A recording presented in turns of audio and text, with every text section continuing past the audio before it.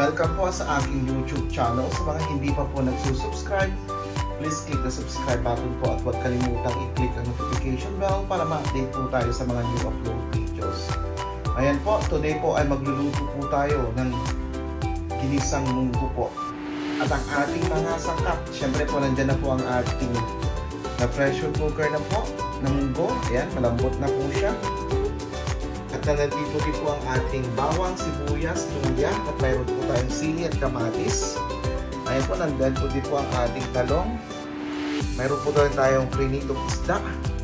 At syempre po, mayroon po tayong chicharon. Ayan po, ang balat po ng manok na chicharon.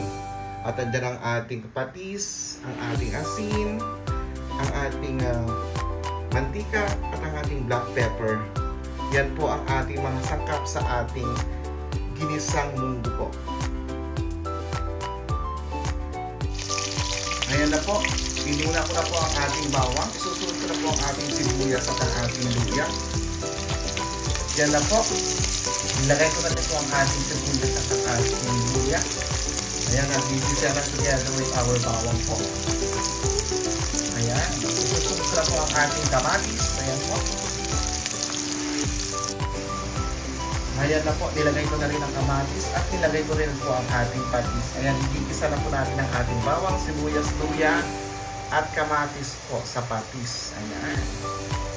Isusunod ko na po ang ating pinalambot po na munggo po. Ayan po, nilagay ko na ang ating munggo. Dinagdagan ko na rin po siya ng tubig. Ilalagay ko lang po ang ating isdang na prito. Ayan na po, nilagay ko na ang ating isda. Nilagyan ko na rin po ng ating chicharon. Ayan po, kuluan lang po natin siya. Then, susunod ko na rin po ang ating gulay. Yung templa niya ay okay na po. Ayan po.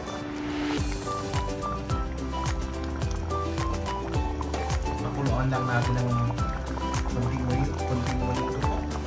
Tatakpan natin at isusunod na natin ang ating gulay. Ayan na po, nilagay ko na rin po ang ating sili at ang ating talong. Ayan. Lutuin lang natin at pwede na po. Ayan po ang ating ginisang munggo.